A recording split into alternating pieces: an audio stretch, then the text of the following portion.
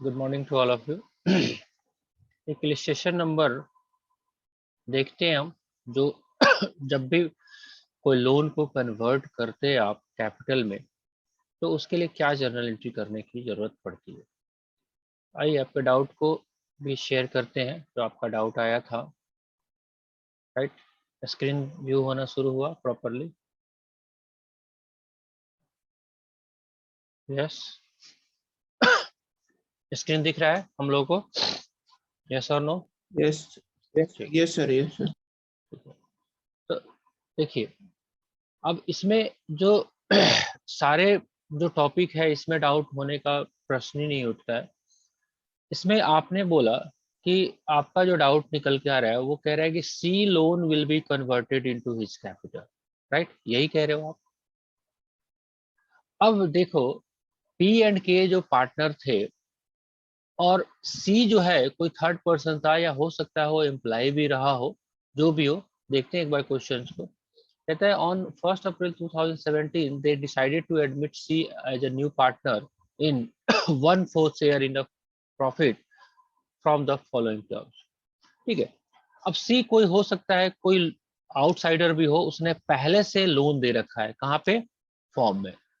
या इम्प्लाई भी हो सकता है, कुछ भी हो सकता है। तो ये 1,20,000 है लोन। लोन का बैलेंस क्या शो हो रहा है? अगर हम सी लोन की बात करें, तो क्या बैलेंस शो हो रहा होगा? Credit balance. राइट, अब इसको कह रहा है इसको कन्वर्ट कर दो कैपिटल में। राइट, तो सीज लोन को हम क्या कर देंगे? सीज लोन अकाउंट डेबिट, क्योंकि क्रेडिट बैलेंस है, उसको खत्म करना है तो आपको डेबिट ही करना पड़ेगा 120। और जबकि अब पार्टनर बनने आ रहा है सी, तो क्या लिख देंगे? सी कैपिटल 1,20,000। ठीक है, तो this is the entry for this requirement. Convert करना है तो कर दो, सिंपल सी बात है। और कोई डाउट इसमें? हाँ जी, हेलो हेलो। नो सर ठीक है, आप आंसर सेम देखिए, इसका आंसर आपको पता चल जाएगा। बाकी जितने सारे काम है वो as it is same to same है। तो ऐसा हो सकता है कि किसी भी पार्टनर का आप एडमिट कर रहे हो और उसका पैसा पहले से है, तो दो काम हो सकते हैं। या तो आप सी से वही नहीं कैपिटल का पैसा लेके आइए, सी से फ्रेश कैपिटल का पैसा लेके आइए और उसका लोन का रीपेमेंट कर दीजिए। या विद जर्नल एंट्री से एडजस्टमेंट तो कर सकते हैं ना। ये एडजस्टमेंट एंट्री नहीं हो गया एक? सी लोन को डेबिट कर दिया हमने और सी कैपिटल को क्रेडिट कर दिया। आप आंसर देखिएगा, यही होगा। राइट, बाकी यहाँ पे देखिएगा, एक 4 नंबर पॉइंट में भी लिखा हुआ है, हम थोड़ा सा पढ़ देते हैं आपके लिए। Capital of P and K will be adjusted on the basis of C's capital. Adjustment be done through bank if required।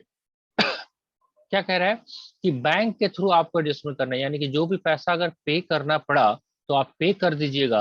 अब आपके पास बैंक का बैलेंस देखिए कितना है, 18,000 है। राइट, अगर ये शॉर्ट भी करता है, मान लेते हैं 18,000 बैंक में ही पैसा है, और हमारे को पे करना है 20,000 रुपया, तो 2,000 रुपया तो कहाँ से आएगा?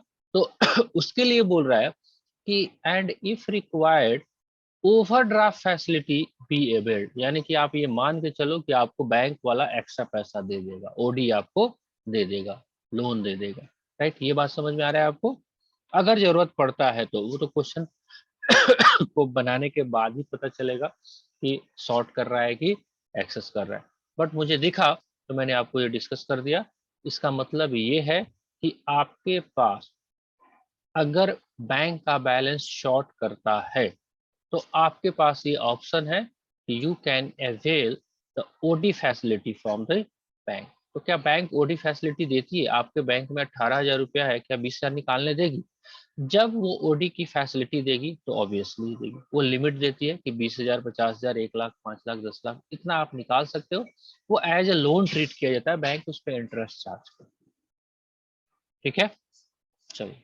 यस सर ठीक है। बाकी पार्टिसिपेंट लोग, बताएं डाउट कब से नया चैप्टर शुरू करें हम लोग? अभी चलेगा? अभी कितना क्वेश्चन बचता है? जो इसमें चलिए आप मुझे बताएंगे जैसे आपको लगता है कि हम इस पे आपको भगा के नहीं लेके जा रहे हैं, क्योंकि एक बार आप नेक्स्ट चैप्टर पे चले जाएंगे तो पीछे का प्रैक्टिकल क्वेश्चंस आपका रह जाएगा। हम ये नहीं चाहते कि उसको पेंडिंग करके रखा जाए। 2 दिन बाद ही शुरू करेंगे, लेकिन फिनिश करने के बाद। ठीक है जी, चले।